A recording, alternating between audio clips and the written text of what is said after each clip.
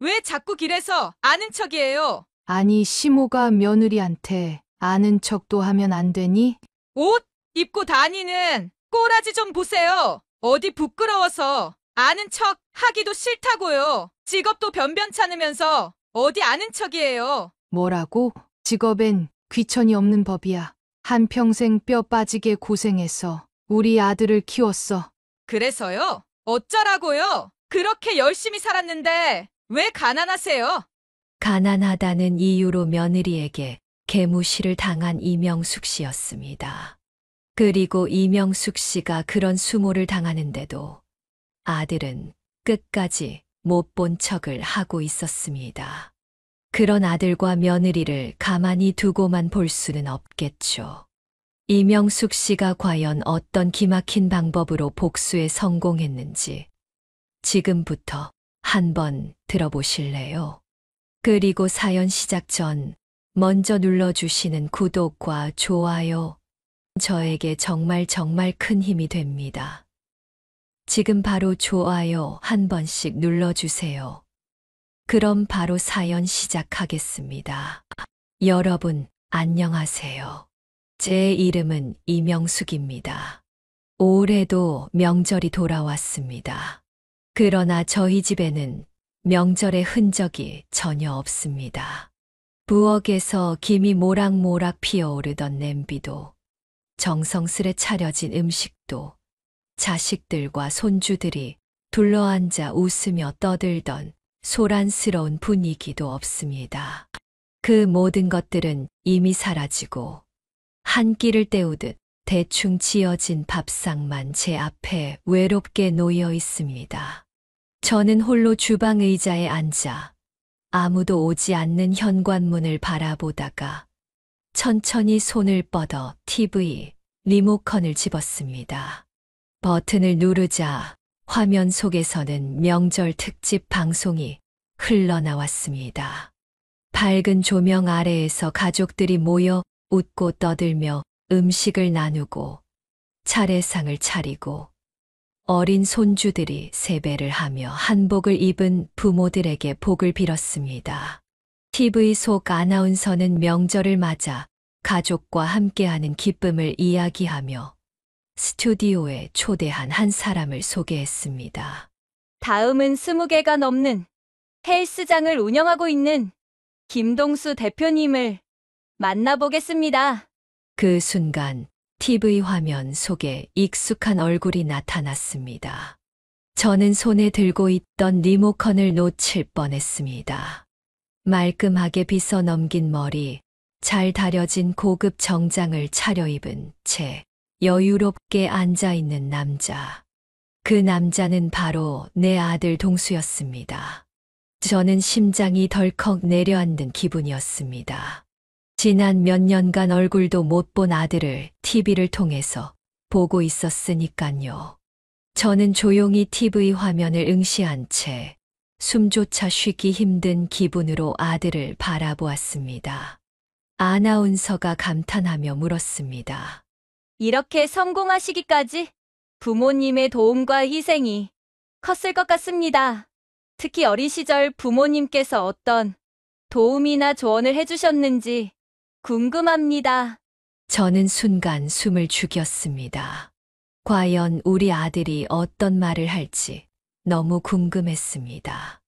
나를 안 찾아온 지 5년이 훌쩍 넘었고 얼굴 한 번 비추지 않는 아들이지만 내가 아들을 위해 바친 세월과 희생을 과연 이야기할까 너무 궁금했습니다.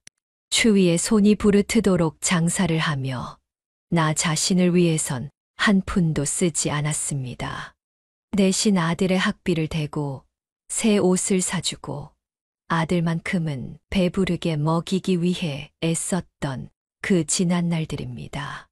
그러나 아들은 한치의 망설임도 없이 단호하게 말했습니다. 저는 전혀 부모님의 도움을 받지 않았습니다. 저를 위해서 해준 게 하나도 없어요. 그래서 전 지긋지긋한 가난으로부터 탈출하기 위해 필사적으로 일을 해왔습니다. 순간 손끝이 떨렸습니다. 숨을 쉴 수도 없었습니다.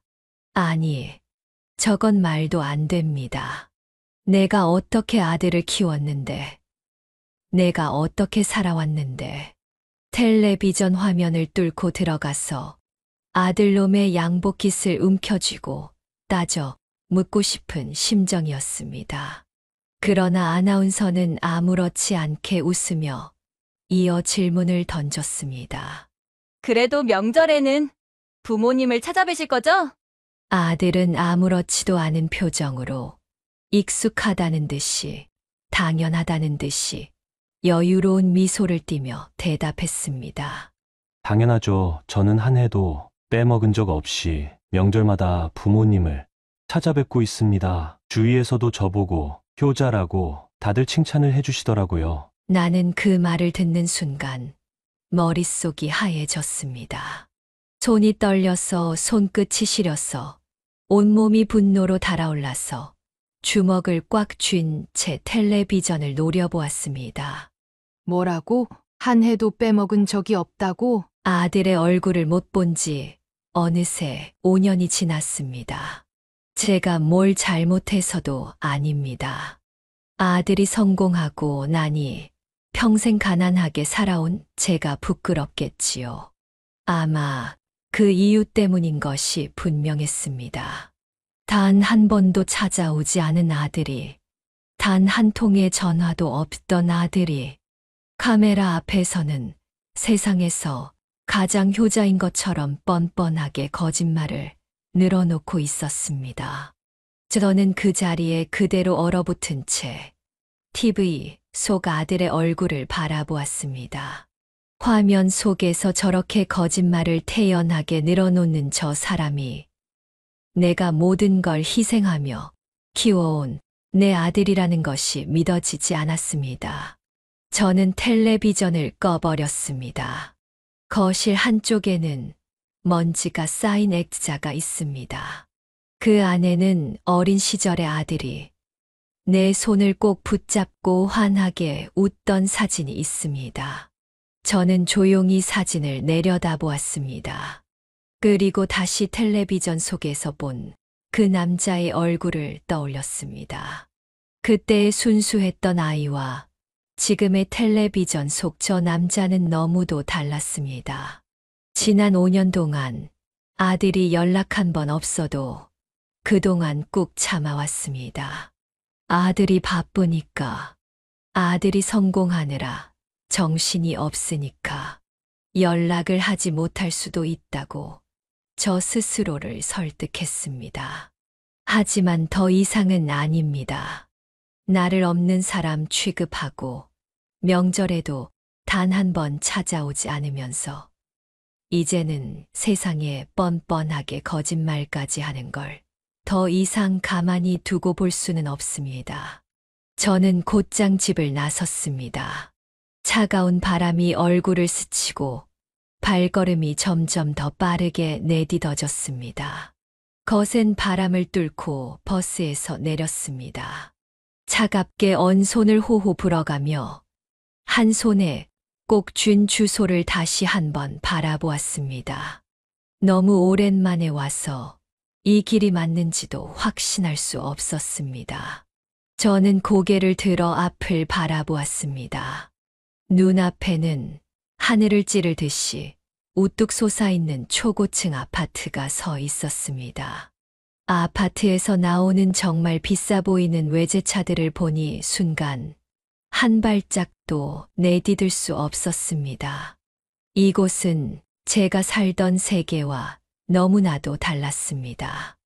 저는 길 한복판에서 떡볶이를 팔았고 거친 손으로 뜨거운 철판을 뒤집으며 겨울이면 손이 트고 갈라졌고 비 오는 날이면 비를 맞으며 쭈그려 앉아 떨면서도 단 한 번도 내 삶이 부끄럽다고 생각한 적은 없었습니다. 그런데 내 아들은 이런 좋은 곳에 살면서 가난했던 저를 부끄러워하고 욕을 했겠지요? 저는 이가 갈릴 듯한 분노를 삼키며 단단하게 주먹을 쥔 채 아파트 정문을 향해 걸어갔습니다. 아파트 정문 앞에 다다르자 정장 차림의 경비원이 다가왔습니다. 무슨 일로 오셨습니까? 저는 순간 움찔했지만 곧 침착하게 대답했습니다. 우리 아들을 보러 왔습니다. 경비원이 나를 위아래로 훑어보았습니다. 제 옷차림을 보더니 고개를 갸우뚱하며 다시 물었습니다. 아드님을 보러 왔다고요? 아드님께서 몇 동 몇 호에 사십니까? 너무 오랜만에 찾아오는 아들네 집이라 순간 정확한 동호수가 떠오르지 않았습니다. 저는 머뭇거리며 입을 열었습니다. 그게 너무 오랜만에 와서 정확한 동호수는 잘 기억이 안 납니다. 경비원의 눈빛이 싸늘하게 변했습니다. 그는 무언가를 의심하는 듯한 표정으로 날 바라보며 단호하게 말했습니다.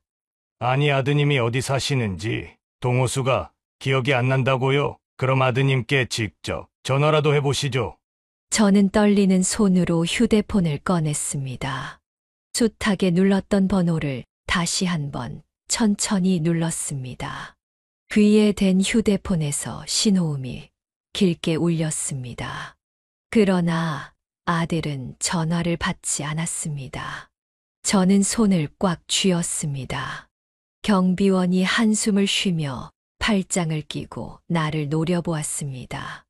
아들이 어디 사는지 동호수도 모르고 아들은 전화도 안 받네요. 여기 뭐하러 오셨어요? 솔직히 말하세요. 물건 팔러 오신 거예요? 그 말이 너무 억울해서, 너무 분해서 저는 손을 꼭 쥔 채 울컥한 감정을 억누르며 목소리를 높였습니다. 아닙니다. 정말 우리 아들을 보러 왔다고요. 제발요. 아니면 아저씨가 직접 이 번호로 전화 좀 해보세요. 왜인지 제 전화를 받질 않네요. 경비원은 못마땅한 표정을 지으며 휴대폰을 꺼내들었습니다. 그리고 직접 전화를 걸었습니다. 놀랍게도 신호음이 몇 번 울리기도 전에 아들은 곧바로 전화를 받았습니다. 여보세요? 경비원이 조용히 대답했습니다. 안녕하세요. 아파트 경비원입니다. 어떤 할머니가 아들을 만나러 왔다고 하는데 진짜 이분이 어머니 되시는 분 맞으신가요? 잠시 정적이 흐르더니 아들은 차갑게 물었습니다. 아, 잠시 저 좀 바꿔주세요. 전화를 건네받고 저는 떨리는 목소리로 말했습니다. 동수야, 엄마다. 그 순간 짧지만 깊은 침묵이 흘렀습니다. 그리고 아들은 차갑게 대답했습니다. 아니, 경비원분 폰으로 왜 전화를 거세요? 왜 사람을 부끄럽게 만드세요? 저는 주먹을 꽉 쥐었습니다. 내가 전화를 안 받으니까 그렇지. 엄마가 너한테 꼭 해야 할 말이 있어서 널 보러 직접 찾아왔어. 도대체 무슨 말이요? 할 말 있으면 문자로 남겨놓으세요. 저 지금 바쁘다고요. 저는 참을 수 없을 만큼 비참한 기분이 들었습니다. 명절날 집에 있으면서 뭐가 그리 바쁘다는 거야? 내가 올 때까지 엄마는 이 앞에서 기다릴 테니 그리 알아라. 아들은 한숨을 쉬며 말했습니다. 아, 진짜 왜 이리 사람을 귀찮게 만드세요? 우리 집에 와서 뭐 하려고요? 너한테 할 말이 있다고. 5분이면 돼. 5분! 그렇게 나는 경비원의 안내를 받아 아들이 사는 동 입구까지 들어갔습니다. 엘리베이터에 올라타니 심장이 쿵쾅거리기 시작습니다. 그래서 저는 마음속으로 여러 번 다짐했습니다. 이제 곧 아들을 만나면 절대 눈물을 보이지 말고 흔들리지 말고 당당하게 따지고야 말겠어. 엘리베이터 문이 열렸습니다. 저는 천천히 발걸음을 내디뎠습니다. 그동안 기억에서 흐릿해진 아들의 집 앞에 도착하자 갑자기 심장이 미친 듯이 뛰기 시작했습니다. 아들 집 앞에서 저는 심호흡을 한 번 하고 벨을 눌렀습니다. 잠시 후 인터폰에서 며느리의 목소리가 흘러나왔습니다. 아니, 어머님. 미리 연락도 안 하고 오시면 어떡해요? 며느리의 목소리에는 반가움은 커녕 냉랭한 짜증만이 묻어 있었습니다. 저는 서러움을 억누르며 말했습니다. 아들한테 할 말이 있어서 왔어. 5분이면 된단다. 어서 문 좀 열어보렴. 저는 미리 연락 없이 오는 사람한텐 절대 문 열어주지 않아요. 그게 심지어 어머님이라고 해도 마찬가지예요. 여기까지 찾아온 엄마를 문전박대라도 하겠다는 거니? 잠시면 된다고. 잠시면 5분이면 돼. 내가 여기까지 와서 우리 아들 얼굴도 못 보는 게 말이 돼? 그러나 인터폰 너머에서는 아무런 대답이 들리지 않았습니다. 그 순간 분노가 치밀어 올랐고 저는 미친 듯이 벨을 눌렀습니다. 아, 벨 좀 그만 누르세요. 진짜 짜증나게. 이러시면 경찰 부를 거예요. 그 말을 듣는 순간 참아왔던 감정이 폭발했습니다.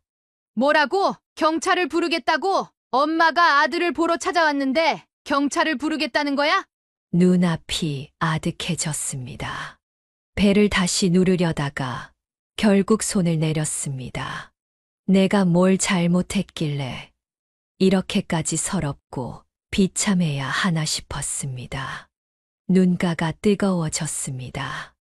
눈물이 차오르는 걸 억지로 막아보려 했지만 도저히 참을 수 없었습니다. 이렇게 나를 문전박대하는데 더 이상 이곳에 서 있을 이유가 없다고 생각했습니다. 밖으로 나오니 차가운 눈이 내리고 있었습니다.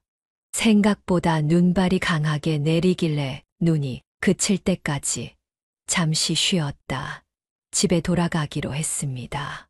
아파트 주차장 입구 앞 정자에 잠시 앉아 멍하니 하늘을 바라봤습니다.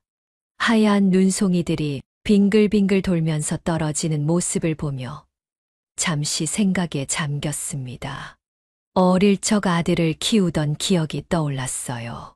남편이 세상을 떠난 후 저는 오로지 아들을 위해 살았습니다.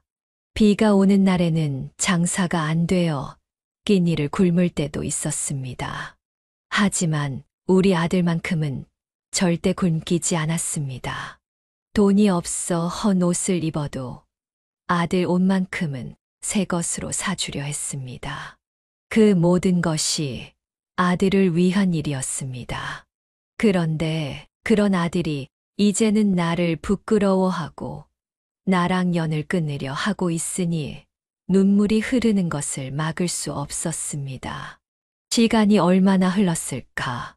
손끝이 아려오고 발이 시려왔습니다. 눈은 그칠 줄을 몰랐습니다. 바람은 점점 더 거세졌습니다. 저는 결국 몸을 녹이기 위해 주차장 안으로 내려갔습니다. 차가운 주차장 바닥에 등을 기대고 앉아 얼어붙은 손을 비비며 가만히 눈을 감았습니다.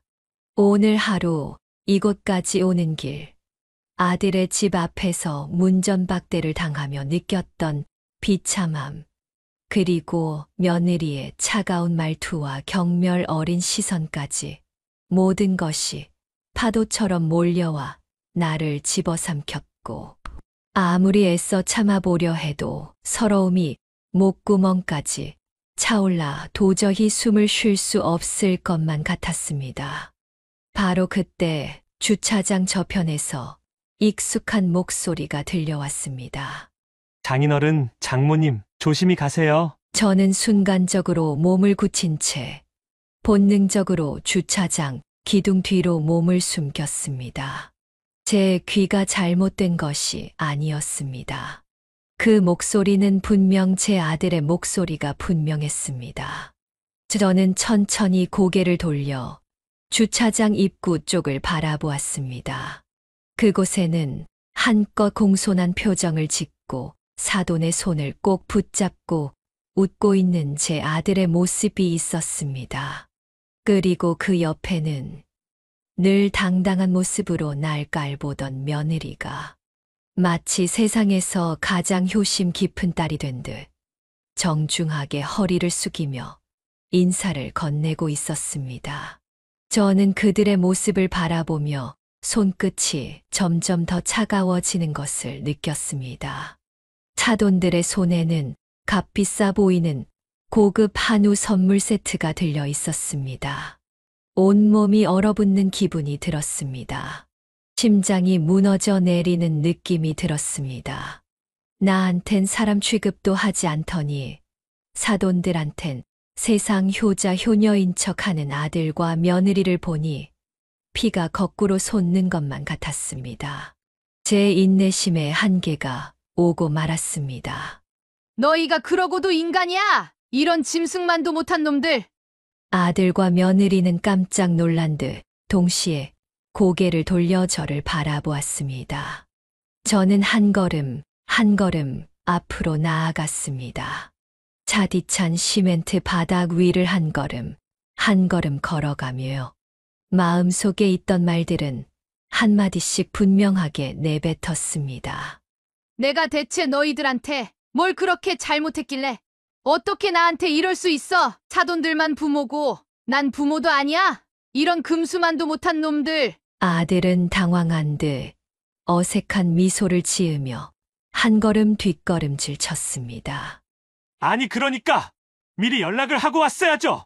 저는 그 말을 듣자마자 안에서부터 끓어오르는 분노를 도저히 참을 수 없었습니다.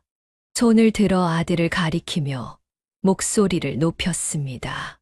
내가 언제 내 연락을 받기나 했어? 연락을 받아야 미리 찾아온다고 말을 하지. 그때 옆에 서 있던 며느리가 짜증 섞인 한숨을 내쉬더니 눈을 치켜뜨며 싸늘한 목소리로 말했습니다. 교양 없게 어디서 소리를 지르세요? 저는 순간 내 귀를 의심했습니다. 뭐라고? 너 지금 엄마한테 소리 지른 거야? 그 순간 며느리가 트렁크에서 뭔가를 집어들었습니다. 그리고는 제 앞에 툭 하고 던지더군요. 그것은 다름 아닌 참치캔 세트였습니다. 이거면 됐어요? 왜 우리 부모님한테는 선물 주면서 어머님한테는 선물을 안 주냐는 거 맞죠? 자, 여기 있어요. 얼른 받고 얼른 돌아가세요. 저는 며느리의 어처구니 없는 말에 멍하니 며느리를 바라보고 있을 수밖에 없었습니다. 그러다 가까스로 정신을 차리고 이를 악물며 한 걸음 앞으로 다가섰습니다. 지금 내가 참치캔 사 먹을 돈이 없어서 이러는 줄 알아. 누굴 거지로 보는 것도 아니고. 그럼 왜 이러시는 건데요? 내가 도대체 뭘 잘못했다고. 나를 부모 취급도 안 하냐는 말이야. 그까짓 선물 안 받아도 상관없어. 그런데 도대체 내가 절 잘못했다고. 사돈들은 저렇게 잘 모시면서 나를 짐짝 취급하는지 이유라도 알아야 할 거 아니야. 그 순간 며느리는 팔짱을 끼고 저를 내려다보며 비웃는 듯한 표정을 지었습니다. 우리 부모님이랑 어머님이랑 같나요? 길에서 노점상이나 운영하셨으면 그냥 조용히 계세요. 저희 부모님은 이런 대접 받을 만한 분들이죠. 제발 길에서 노점상이나 하셨으면 가만히 좀 있으세요. 어디 부끄러워서 아는 척 하기도 싫다고요. 순간 온몸이 얼어붙었습니다. 뭐라고? 직업엔 귀천이 없는 법이야. 나도 한평생 최선을 다해 일했고 뼈 빠지게 고생해서 우리 아들을 키웠다고. 그러나 며느리는 여전히 비웃으며 말했습니다. 그래서요? 어쩌라고요? 그렇게 열심히 살았는데 왜 가난하세요? 제 아들은 그 모든 말을 듣고도 아무 말도 하지 않은 채 끝까지 모른 척을 하고 있었습니다. 엄마가 이런 대접을 당하는데도 가만히 보고만 있을 거야? 그러나 아들은 끝까지 고개를 돌리지 않았습니다. 서러움과 비참함에 눈물이 쏟아졌습니다. 오늘 내가 여기까지 왜 찾아왔냐고? 오늘 TV를 틀었더니 내가 나오더구나. 그런데 뭐? 가난한 집에서 태어난 게 원망스러웠다고? 부모가 해준 게 하나도 없다고? 아들은 여전히 침묵했습니다. 그리고 한 해도 빠짐없이 명절마다 부모님 뵈러 갔다고? 어떻게 그렇게 뻔뻔하게 거짓말을 할 수가 있어? 그때 아들이 차갑게 중얼거리기 시작했습니다. 그럼 뭐라고 해요? 가난하게 살아온 엄마가 부끄러워서 찾아가기도 싫다고 사실대로 말하라는 거예요. 전국에 방송되는데 사실대로 말할 순 없잖아요. 나는 아들의 말을 듣고 차가운 바닥에 주저앉고 말았습니다. 마음속에 가지고 있던 작은 희망마저 모두 사라지는 것만 같았어요. 더 이상 어떤 기대도 할 수 없다는 걸 분명히 깨닫고 있었고, 더는 좋게 말할 필요가 없다는 것도 깨달았습니다. 그걸 지금 말이라고 해. 엄마가 더는 가만히 있지 않을 거야. 두고 봐. 내가 어떻게 하는지. 저는 복수를 결심하며 차가운 주차장 바닥에 주저앉은 채 두 손을 꼭 쥐고 숨을 들이마셨습니다. 아들은 여전히 날 외면한 채로, 며느리는 여전히 비웃는 얼굴로 한치의 죄책감도 없이 제 앞에 서 있었습니다. 저는 그들을 바라보며 눈앞에 펼쳐진 이 광경이 꿈이길 간절히 바라고 있었습니다. 하지만 이건 꿈이 아니었습니다. 이것은 생생한 현실이었고, 이제는 피하지 않고 그 현실을 똑바로 마주해야 했습니다. 저는 천천히 자리에서 일어났습니다. 눈물이 볼을 타고 떨어졌지만 더 이상 울고만 있을 수는 없었습니다. 집으로 돌아온 저는 방 한구석에 앉아 텅 빈 벽을 바라보며 속이 뒤틀리는 듯한 서러움에 몸을 떨었습니다. 눈물이 마를 새도 없이 흘러내렸지만 아무리 울어도 이 분노와 억울함이 가라앉지 않았습니다.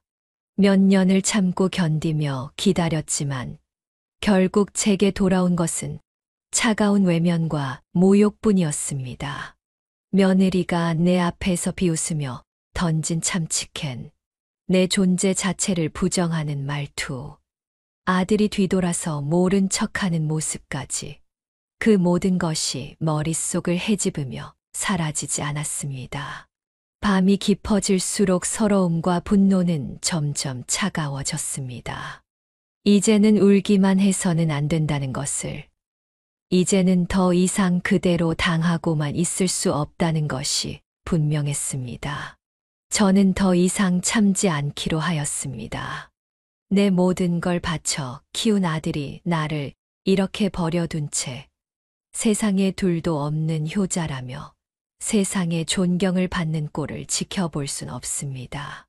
그것만큼은 절대로 용납할 수 없었습니다. 이제는 내가 행동으로 움직여야 할 때입니다. 저는 천천히 책상으로 다가가 흰 종이를 꺼내 들고 굵고 선명한 글씨로 문구를 적었습니다.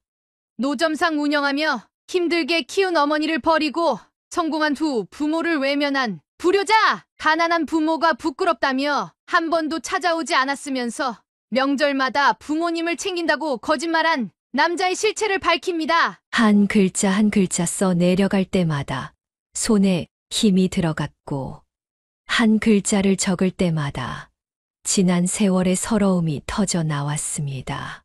종이를 내려다보면서 이제 나는 물러설 수 없다는 것을 확신했습니다. 설 연휴가 얼른 끝나기만을 기다렸습니다. 그리고 1월 31일 금요일 새벽이 밝아오기만을 기다렸습니다. 그날 아침 어둠이 아직 완전히 가시지 않은 새벽 공기를 가르며 저는 두꺼운 외투를 걸치고 문 밖을 나섰습니다. 아들의 회사 본사 앞에 도착한 것은 아침 6시, 아직 하늘이 어둑한 시간이었습니다. 출근길에 직장인들이 하나둘 모습을 드러내기 시작했고, 빌딩 앞은 점점 더 바빠졌으며, 저는 본사 입구 한가운데에 섰습니다. 그리고 아무런 망설임 없이 피켓을 높이 들었습니다. 처음에는 아무도 신경 쓰지 않았습니다. 그러나 곧 지나가던 사람들이 발걸음을 멈추었고 저를 흘끗거리기 시작했으며 일부 직원들은 휴대폰을 꺼내어 사진을 찍었습니다. 사람들의 수군거림이 점점 커졌고 피켓에 적힌 글자를 읽은 사람들이 여기저기서 웅성거렸습니다. 이거 봐, 김 대표님 얘기 아니야? 저분이 진짜 대표님 어머님이야? 아니, TV에서는 엄청 효자인 척하던데 저건 뭐야? 직원들이 찍은 사진은 순식간에 직원들 사이에 퍼지기 시작했습니다. 그제야 회사 내부에서도 소란이 일어났는지 보안팀 직원들이 다급히 뛰어나와 저를 말려보려 했지만 저는 더욱 단단히 피켓을 붙잡고 한 걸음도 물러서지 않았습니다. 이 회사 대표가 어떤 불효자인지 세상에 밝히겠습니다. 나의 외침이 공기 속으로 울려 퍼지자 지나가던 사람들도 하나둘씩 발걸음을 멈추고 저를 바라보았습니다. 직원들은 서로를 쳐다보며 어쩔 줄 몰라 하더군요. 그러던 그때 건물 입구에서 익숙한 사람이 걸어 나왔습니다. 제 아들이었습니다. 엄마 대체 이게 뭐 하는 짓이에요? 저는 피켓을 단단히 쥔 제 아들을 똑바로 바라보았습니다. 너야말로 내가 엄마한테 어떤 짓을 했는지 알긴 하니? 그 순간 아들은 얼굴을 찌푸리며 다시 한번 주변을 둘러보았습니다.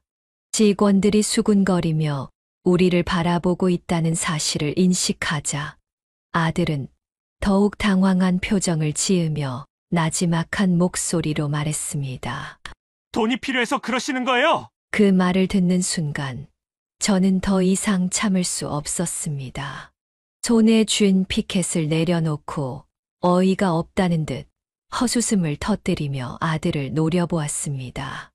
엄마가 진짜 돈 때문에 그러는 것 같아. 아직 정신을 못 차렸구나. 아들은 마치 큰 결심이라도 한 듯 다시 한번 주변을 살피고 나서 단호한 목소리로 말했습니다. 돈이 필요한 게 아니라면 대체 왜 이러시는 건데요? 장인어른이랑 장모님한테는 한우를 선물해주고 엄마한테는 참치캔 줘서 그런 거예요. 엄마한테도 한우 사드릴 테니까 그만 좀 하세요. 저는 순간 모든 감각이 얼어붙는 듯한 기분이 들었습니다. 나도 내 돈으로 얼마든지 소고기 사 먹을 수 있어. 너한테 도움 안 받아도 살아가는데 아무 문제 없어. 아들은 아무 말 없이 저를 바라보았습니다. 하지만 아들의 표정에는 미안함도 후회도 없었어요. 오직 짜증과 불안만이 서려 있을 뿐이었습니다. 내가 정말 돈 때문에 이러는 줄 알아? 내가 엄마를 대하는 태도가 어떤지 생각해 본 적은 없어? 가난하게 살아왔다는 이유로 널 키워준 엄마를 부끄러워하고 몇 년간 연락 한 번 하지 않았으면서 TV에 나와서는 아주 뻔뻔하게 거짓말을 했지. 그리고 널 찾아간 엄마를 문전박대하면서 쫓아냈잖아. 이제 모든 사람들이 알게 될 것이다. 내 실체를 말이야. 내가 엄마를 어떻게 버렸고 어떤 상처를 줬는지 말이야. 아들은 더욱 얼굴을 일그러뜨리기 시작했습니다. 주변에는 출근하는 직원들이 점점 더 많아지고 있었기 때문입니다. 상황이 점점 더 심각해지는 것 같으니 아들이 다급히 누군가를 부르기 시작했습니다. 보안팀, 여기 좀 와서 이 아줌마 좀 끌고 가세요. 그 말이 떨어지기가 무섭게 건물 안에서 검은 정장을 입은 보안 요원들이 빠른 걸음으로 달려 나왔습니다. 저를 강제로 끌려가려고 하자 저는 필사적으로 저항했습니다. 이 손 치워. 엄마가 아들 찾아온 게 뭐가 문제라는 거야? 그러나 제가 아무리 발버둥 쳐봤자 여러 명의 보안 요원을 이길 수는 없었습니다. 몸을 뒤로 빼며 손을 뿌리쳤지만 보안 요원 중 누군가가 팔을 잡아당기는 순간 중심을 잃고 그대로 바닥으로 쓰러지고 말았습니다.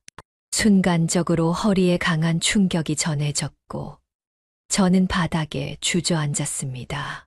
참을 수 없는 통증이 허리를 타고 번지면서 순간적으로 숨이 막혔습니다. 저기 아주머니, 괜찮으세요? 한 직원이 다급하게 다가왔지만 아들은 단 한 걸음도 움직이지 않았습니다. 여전히 그 자리에 서서 나를 내려다보며 눈살을 찌푸릴 뿐이었습니다. 저는 바닥에 주저앉은 채로 온몸이 떨리는 걸 느끼며 손바닥으로 땅을 짚었습니다.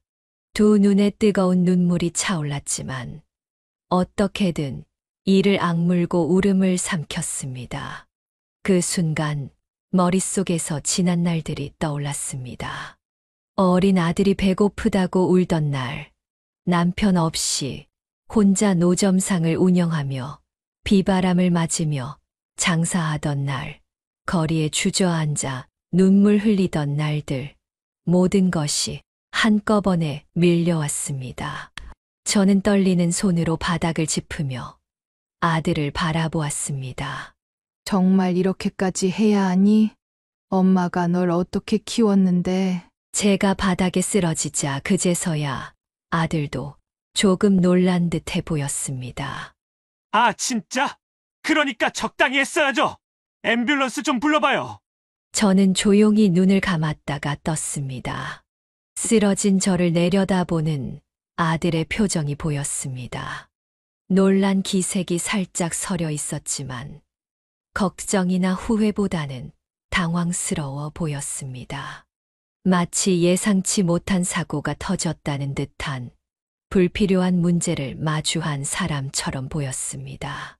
곧 이어 구급차 사이렌 소리가 들렸고 저는 들것에 실려 병원으로 옮겨졌습니다. 몸을 조금만 움직여도 허리에서 찌르는 듯한 통증이 느껴졌지만 이를 악물었습니다. 하지만 그보다 더 아픈 것은 가슴 한복판에서 끊어질 듯이 밀려오는 서러움이었습니다. 아들의 싸늘한 표정이 머릿속에서 떠나지 않았습니다. 다음 날 병실 문이 조용히 열리더니 웬 낯선 여자가 절 찾아왔습니다. 김동수 대표님 어머님 되시죠? 저는 고개를 돌려 그 여자를 바라보았습니다.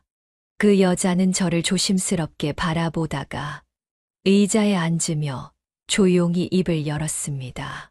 저는 사연일보 기자 최지혜입니다. 제가 우연히 아드님 회사 앞에서 어머님이 넘어지는 걸 촬영했습니다. 여기 영상도 다 있습니다. 그날의 사건을 기사화할 생각입니다. 공론화시키면 많은 사람들이 관심을 가질 겁니다. 혹시 인터뷰에 응해 주실 수 있을까요? 그 순간에도 아들이라는 이유 하나만으로 저는 마지막까지 고민을 했습니다. 인터뷰에 응하고 그 인터뷰가 퍼지게 되면 아들이 정말 곤란해질 것 같았기 때문입니다. 제가 아들 회사에 찾아간 것도 아들이 잘못을 뉘우치길 바라는 마음에서였지. 이렇게 기사까지 내보내서 아들을 매장시키고 싶진 않았습니다. 그래도 제 아들인데요. 차마 이렇게까진 못하겠어요. 그때 기자가 조용히 저를 바라보더니 휴대폰을 꺼내 제 눈앞에 들이밀었습니다. 이걸 보시면 생각이 바뀌실 겁니다. 휴대폰 화면에는 아들 회사의 공식 SNS 게시물이 떠 있었습니다. 저는 손끝이 떨리는 걸 느끼며 화면을 바라보았습니다. 그리고 그 순간 모든 것이 무너지는 기분이 들었습니다. 회사 앞에서 한 노인이 합의금을 받아내려는 목적으로 소란을 일으키며 다친 척 연출한 사건이 있었습니다. 해당 인물은 당사 대표와 무관한 사람이며 근거 없는 주장으로 회사의 명예를 실추시키고자 하는 행동을 벌인 것으로 확인되었습니다. 다시 한번 말씀드리지만 저희 대표님과는 전혀 무관한 사람입니다. 저는 아무 말도 하지 못하고 화면을 뚫어져라 쳐다보았습니다. 그제야 정신이 번쩍 들었습니다. 저는 침대 위에서 천천히 몸을 일으켰습니다. 온몸이 쑤시고 아팠지만 더 이상 그 고통이 중요하지 않았습니다. 나는 손을 꼭 쥐며 기자를 바라보았습니다. 얼마든지 기사 내셔도 좋아요. 당장 인터뷰하겠습니다. 기자는 제 눈빛을 확인한 뒤 천천히 핸드폰을 꺼내 들어 촬영을 하기 시작했습니다. 저는 깊이 숨을 들이마시고 담담하지만 분명한 목소리로 말하기 시작했습니다. 제가 우리 아들을 위해 얼마나 고생을 하고 희생을 하며 살아왔는지 이제는 세상에 알리고 싶습니다. 그리고 내 아들이 어떻게 변했는지, 어떻게 부모를 버렸는지 빠짐없이 말할 겁니다. 기자는 조용히 고개를 끄덕였고 저는 멈추지 않고 말을 이어갔습니다. 저는 노점상을 운영하며 평생을 아들을 위해 살았습니다. 새벽부터 밤늦게까지 거리에서 장사하며 비바람이 몰아쳐도 손이 얼어붙을 것 같은 추운 겨울에도 땀이 비 오듯 쏟아지는 여름에도 단 한 번도 가게를 쉬지 않았습니다. 그게 다 아들을 위해서였습니다. 저는 창밖을 바라보며 과거를 떠올렸습니다. 아들이 먹고 싶은 걸 먹게 해주고 싶었고 친구들 앞에서 기죽지 않게 해주고 싶었습니다. 그래서 저는 먹고 싶은 것을 참았고 옷을 사고 싶어도 꾹 참았습니다. 매일같이 장사하느라 손톱에 때가 끼고 얼굴은 햇볕에 검게 타들어갔지만 아들만 잘 되면 된다고 생각했습니다. 그 아이만큼은 내 삶을 닮지 않길 바랐으니까요. 기자는 조용히 듣고 있었고 저는 속에 맺힌 말을 계속 이어갔습니다. 그런데 아들이 성공하고 나니 완전 달라졌습니다. 전혀 다른 사람이 된 것 같았어요. 처음에는 그냥 바빠서 그런 줄 알았습니다. 명절마다 이번에는 못 간다고 말하는 것도 다음에 갈게라고 하는 것도 처음에는 이해하려고 했습니다. 그런데 그게 1년이 되고 2년이 되고 3년, 4년 그렇게 5년이 지나도록 연락 한 통 없더군요. 처음엔 너무 서운했습니다. 하지만 점점 그것이 익숙해졌고 기다리는 것도 포기하게 되었습니다. 그런데 며칠 전 TV를 보는데 내 아들이 나와서 가난했던 부모가 날 방치했지만 나는 한 해도 빠짐없이 명절마다 부모님을 찾아뵙는다 라고 했습니다. 그 말을 듣고 피가 거꾸로 솟는 것만 같았습니다. 저는 기자의 눈을 똑바로 바라보며 말했습니다. 그래서 제가 아들을 직접 찾아갔습니다. 직접 가서 따져 묻고 싶었습니다. 그런데 아들네 집에서 문전박대를 당했습니다. 배를 눌러도 문도 열어주지 않았습니다. 며느리는 문 앞에서 대놓고 짜증을 내며 연락도 없이 오시면 어떡하냐고 말했습니다. 저는 손을 떨며 말을 이어갔습니다. 그런데 그게 끝이 아니었습니다. 집으로 돌아가려는데 주차장에서 아들과 며느리가 사돈을 배웅하고 있었습니다. 한우 선물 세트를 건네며 고맙습니다. 라고 인사하는 아들의 얼굴이 그렇게 다정할 수가 없었습니다. 저는 그 모습을 보고 도저히 참을 수 없었습니다. 그래서 따져 물었습니다. 엄마한테는 연락 한 통 없으면서 사돈들한테는 이렇게 극진히 대접하느냐고 말입니다. 저는 눈을 감고 그때의 기억을 떠올렸습니다. 그랬더니 며느리가 대놓고 말하더군요. 길에서 노점상이나 운영하셨으면 조용히 계세요. 우리 부모님은 회사 대표잖아요. 이런 대접 받을 만한 분들이죠. 기자의 눈빛이 크게 흔들렸습니다. 이게 내 며느리가 한 말입니다. 내 직업이 부끄럽다는 듯이 자기 부모와 비교하며 나를 하대하더군요. 저는 그 자리에서 말했습니다. 직업에 귀천은 없다고. 나는 내 아들을 위해 뼈 빠지게 일했다고. 그런데 며느리는 뭐라고 했는지 아십니까? 저는 목이 타들어가는 기분이었습니다. 그래서요? 어쩌라고요? 그렇게 열심히 살았는데 왜 가난하세요? 라고 하더군요. 기자는 한숨을 내쉬었습니다. 저는 허공을 바라보며 씁쓸하게 웃었습니다. 그 말을 듣는데 가슴이 찢어지는 기분이었습니다. 그런데 더 충격적인 건 아들이 그걸 듣고도 가만히 있었다는 겁니다. 단 한마디도 하지 않고 끝까지 침묵하며 외면했습니다. 그때야 알았습니다. 내 아들은 더 이상 내 아들이 아니라는 걸요. 그래서 1인 시위를 시작했습니다. 이대로 당하고만 있을 수는 없었습니다. 내 아들이 내 존재를 지우려 한다면 나는 내 존재를 세상에 알리기로 했습니다. 그래서 아들 회사 앞에서 피켓을 들고 시위를 시작했습니다. 그런데 아들이 저한테 이렇게 말하더군요. 돈이 필요하면 줄게요. 얼마면 되겠어요? 그래서 저는 그 자리에서 말했습니다. 돈으로 모든 문제를 해결하려 드는 거냐고 말이죠. 하지만 아들은 끝까지 자기 잘못을 깨닫지 못했습니다. 결국 경비원들을 동원해서 저를 강제로 끌어내려다가 결국 저는 바닥에 쓰러졌고 허리를 크게 다쳤습니다. 저는 깊이 숨을 들이마시고 마지막으로 말을 이었습니다.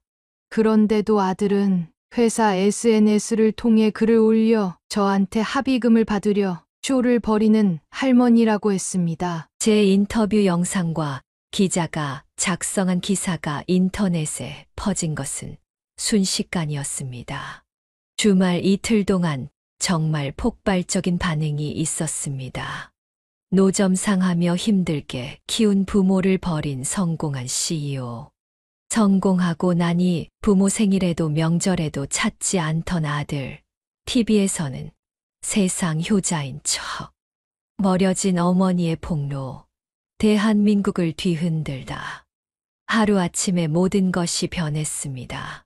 그동안 조용히 묻혀있던 내 인생이, 내 아픔이, 내 외로움이 만천하에 드러났습니다.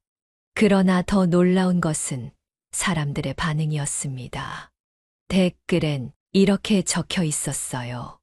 이런 사람이 운영하는 헬스장은 절대 안 갑니다. 불매운동 시작합시다. 이런 사람이 돈을 벌어선 안 됩니다.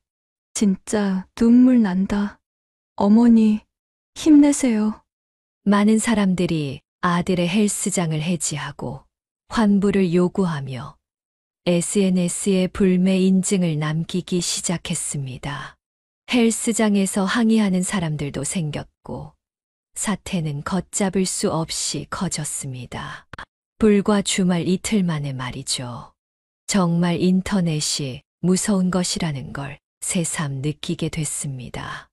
그리고 바로 오늘 아침 드디어 아들과 며느리가 제가 입원한 병원을 찾아왔습니다. 하지만 저는 웃음기 하나 없는 차가운 시선으로 그들을 바라보았습니다. 엄마, 제발 없던 일로 해주세요. 제발 인터뷰 영상 좀 내려달라고.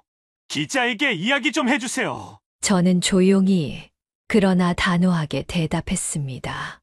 아니, 나는 절대 그럴 생각 없어. 엄마, 도대체 왜 이렇게까지 하세요? 우리가 잘못한 거 알겠으니까 이제 좀 그만하세요.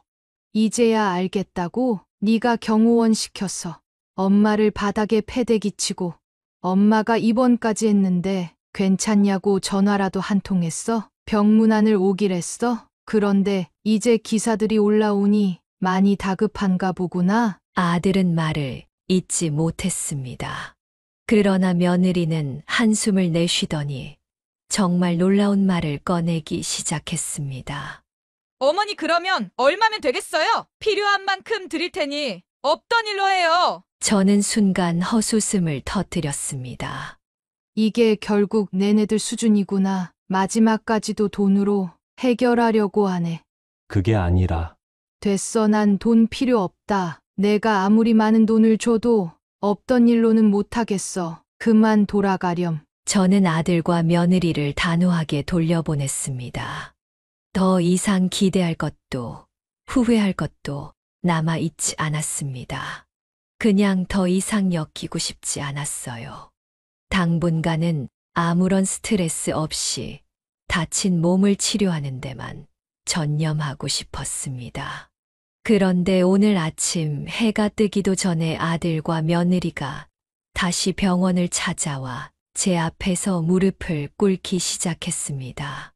엄마, 제발 부탁이에요. 내 사업이 한순간에 물거품이 될 순 없잖아요. 제발 없던 일로 해주세요. 저는 그 자리에 얼어붙고 말았습니다. 뭐라고? 아들은 고개를 깊이 숙이고 있었고 어깨가 크게 떨리고 있었습니다. 엄마, 내가 정말 잘못했어요. 이제야 깨달아요. 내가 얼마나 큰 잘못을 저질렀는지, 그리고 엄마가 나를 위해 얼마나 희생하며 살아왔는지 이제야 알겠어요. 내가 왜 그런 짓을 했는지 정말 후회돼요. 저는 아들을 멍하니 바라보았습니다. 분명 어제까지만 해도 며느리랑 함께 와서 어떻게든 돈으로 해결을 하려 했습니다. 그런데 갑자기 무릎을 꿇고 용서를 구하니 어안이 벙벙했습니다. 그런데 그 모습이 이상하게도 너무나도 간절해 보였습니다. 엄마, 다시는 그러지 않을게요. 제발 한 번만 기회를 주세요. 가슴이 요동쳤습니다. 오랜 세월 동안 아들에게서 듣고 싶었던 말이었습니다. 미안하다는 그 한마디가 듣고 싶어서 그 한마디를 듣기 위해서 얼마나 많은 눈물을 흘렸던지 모릅니다. 그리고 그때 며느리가 갑자기 가방에서 웬 종이를 하나 꺼내 저한테 주더군요.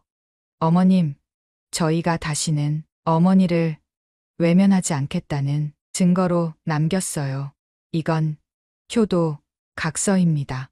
앞으로 저희가 어머님을 지극정성으로 모시고 명절과 생신을 챙기고 정기적으로 연락드리며 절대로 다시는 어머님을 외롭게 두지 않겠다는 내용을 적었어요.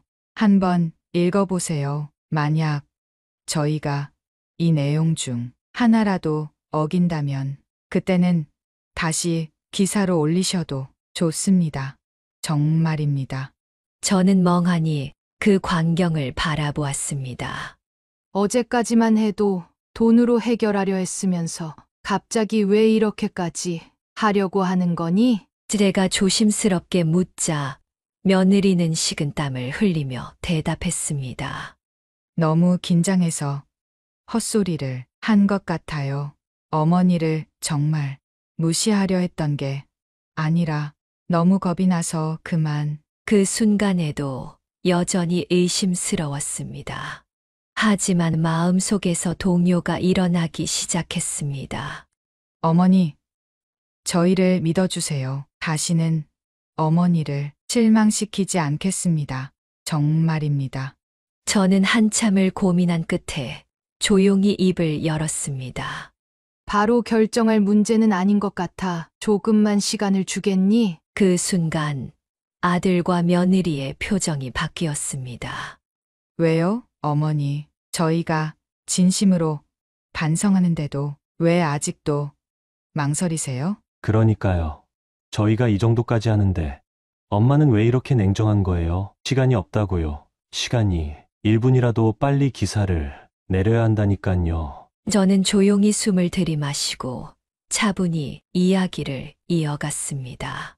너희가 진심으로 반성했는지 아니면 이걸로 모든 걸 덮고 싶어서 이러는 건지 솔직히 아직 확신이 없어. 하루만 더 시간을 줄 수 있겠니? 아들은 짜증이 묻어나는 표정을 지었습니다. 엄마, 그렇게까지 믿음이 없어요? 아니, 엄마가 원하는 거 다 적었잖아요. 그런데도 왜 그러세요? 저는 조용히 고개를 저었습니다. 일단은 생각할 시간이 필요해. 당장 대답을 요구하지 않았으면 좋겠구나. 딱 하루만 시간을 더 주렴. 좀 더 고민해보고 너희들을 용서할지 안 할지 결정하마. 아들은 씁쓸한 표정을 지으며 고개를 끄덕였습니다. 알겠어요. 하지만 너무 오래 생각하시면 안 돼요. 한시가 급하거든요. 가능하시면 빨리 대답을 해주셨으면 좋겠어요. 그렇게 말하고 아들과 며느리는 병실을 나갔습니다. 문이 닫히고 병실은 다시 고요해졌습니다. 저는 손에 쥔 효도 각서를 바라보며 깊은 고민에 빠졌습니다. 이제 어떻게 해야 할까? 이 정도까지 했는데 한번 용서해 주는 것이 맞을까? 용서를 구하려고 무릎까지 꿇었잖아. 그런데 또 다르게 생각해보면 빨리 용서할지 말지 확답을 달라는 게 용서를 구하는 사람들의 태도가 맞는 걸까? 여러분이 제 상황이라면 어떻게 하시겠습니까? 오늘까지 아들과 며느리에게 대답을 주기로 했는데 고민이 길어져서 조금 늦어지더라도 이번 주 안에는 대답을 주려고 합니다. 참 고민이 많이 되네요. 아들과 며느리한테 이렇게까지 당하고 계속 용서할지 말지 고민하는 제가 답답하시죠? 그런데 막상 제가 인터뷰했던 기사 때문에 아들과 며느리가 피해를 볼 것 같으니 마음이 편하지 않은 것도 사실입니다. 부모란 참 어쩔 수 없나 봐요. 여러분들의 생각을 댓글을 통해 남겨주실 수 있을까요? 남겨주시는 댓글들 정말 하나하나 확인하면서 결정을 내리는데 꼭 참고하도록 하겠습니다. 제가 옳은 결정을 내릴 수 있도록 저 좀 도와주세요. 이명숙 씨의 부탁대로 이명숙 씨가 어떤 결정을 내리는 게 옳을지 경험 많은 여러분들의 솔직한 생각 댓글로 남겨주시면 이명숙 씨에게 큰 도움이 되리라 생각합니다. 그리고 단순히 용서를 할지 안 할지 말고 다른 기발한 생각과 방법이 있다면 이명숙 씨에게 더욱 큰 도움이 되리라 생각합니다. 혹시 아직 구독과 좋아요 안 눌러주신 분들이 있으시다면 꼭 한 번씩 부탁드립니다. 그럼 저는 더 재밌고 흥미진진한 영상으로 다시 여러분들을 찾아뵙겠습니다. 감사합니다. 또 딸을 낳았다고? 어떻게 매번 필요 없는 것들만 낳는 거니? 아니, 어머님. 어머님 손녀한테 필요 없는 것들이라뇨. 아들이든 딸이든 제가 잘 키우면 되잖아요. 시끄러! 딸만 셋 낳은 년이 뭘 잘했다고 말 대답이야? 이런 빌어먹을 년! 딸만 셋을 낳았다는 이유로 시모로부터 인간 취급도 받지 못했던 30년 전의 이수연 씨였습니다. 딸이면 어떻고 아들이면 어떻나요? 잘 낳고 잘 키우는 게 중요한 법인데 말이죠. 그런 이수연 씨가 무려 30년 만에 통쾌하고 기막힌 복수에 성공할 수 있었다고 합니다. 이수연 씨가 30년 만에 성공한 기막힌 복수가 무엇인지 지금부터 한번 들어주실래요? 그리고 사연 시작 전 먼저 눌러주시는 구독과 좋아요 저에게 가장 큰 힘이 됩니다. 지금 바로 좋아요 한 번씩 부탁드리며 바로 사연 시작하겠습니다. 여러분 안녕하세요. 올해로 60둘이 된 제 이름은 이수연입니다. 저는 제 인생이 알 수 없는 수렁으로 빠지기 시작한 날을 똑똑히 기억하고 있습니다. 바로 지금으로부터 약 40년 전 남편의 부모님, 그러니까 시부모님들을 처음 만나는 자리였습니다. 남편이 결혼 전 살던 시부모님 댁에 들어서자 시어머니는 벌써부터 저를 평가하려는 듯 위아래로 훑어보더니 차갑게 말을 꺼냈습니다. 너 직장은 다니고 있니? 무슨 일을 하고 있어? 처음 만나는 자리에서 느닷없이 직업부터 묻는 질문에 놀랐지만 저는 최대한 공손하게 대답했습니다. 어머님 안녕하세요. 저는 제 전공을 살려서 작은 회사에서 일하고 있습니다. 그러자 시어머니는 눈을 가늘게 뜨며 냉소적으로 웃더니 말했습니다. 어떤 회사를 다니던지 간에 결혼하면 그만둬야 한다는 것만 알아도 여자가 직장을 다니면 가정은 누가 돌보니? 살림에 충실해야 남편도 잘 챙기고 아이들도 잘 키우는 거야. 순간 입안이 바짝 말랐습니다. 지금으로부터 30년 전이라 지금과는 사회 분위기가 많이 다르긴 했어도 그때도 직장에 다니는 여자분들이 없진 않았거든요. 여자들도 대학을 나오고 조금씩 사회를 진출하기 시작할 무렵이었습니다. 대학까지 나온 저로서는 그때 당시에도 이게 무슨 시대착오적인 말인가 싶었지만 최대한 침착하게 제 뜻을 밝혔습니다. 어머님, 저는 제 일을 정말 사랑합니다. 결혼 후에도 계속 제 전공을 살려 일하고 싶습니다. 하지만 시어머니는 단호했습니다. 그건 내 생각이고 결혼하면 우리 집 규칙에 따라야지. 내가 일을 하면 집안일은 누가 하냐고. 살림에 집중하는 게 내 역할이야. 그때 옆에 앉아있던 남편이 상황을 바로잡으려 나섰습니다. 엄마, 요즘 시대가 바뀌고 있어요. 수희연 씨도 대학까지 나왔는데 괜찮은 직장을 포기하긴 아깝잖아요. 남편의 말에도 시어머니는 눈 하나 깜빡이지 않더군요. 오히려 남편을 쏘아보며 한마디를 던졌습니다. 벌써부터 시모한테 따박따박 말대꾸하는 꼬라지를 보니 당장이라도 자리를 박차고 나가고 싶은데 10살이나 어리다고 하니 이야기를 듣고 있는 거야? 수연이라 했지? 너 몸은 건강하니? 어디 아픈 데는 없고? 시어머니의 질문은 마치 제가 사람이라기보다는 무슨 상품이라도 되는 양 조건을 따지고 들었습니다. 제가 어찌할 바를 몰라하며 굳어있는 사이 남편은 고개를 저으며 답답한 듯 말했습니다. 엄마, 그만하세요. 이런 얘기는 이쯤에서 끝내요. 하지만 시어머니는 끊임없이 말을 이어갔습니다. 건강하다고 하니 다행이네. 나이도 어리고 건강하다고 하니 애 낳는 건 문제 없겠어? 처음 만나는 자리에서 이런 이야기를 듣는 게 너무도 당황스럽고 불쾌했지만 저는 끝까지 예의를 지키려고 애썼습니다. 남편은 계속 저를 안심시키듯 제 손을 꼭 잡았지만 그 손의 온기도 저를 지켜줄 수 없을 만큼 그 자리는 너무나도 숨이 막혔습니다. 그날 이후로도 시어머니와의 만남은 늘 불안하고 위태로웠지만 남편이 저를 사랑하고 지켜줄 거라는 믿음으로 결국 결혼을 결심했습니다. 하지만 이 모든 게 앞으로 닥쳐올 비극의 서막일 줄은 꿈에도 몰랐습니다. 남편과 결혼하고 나서야 알았기 때문입니다.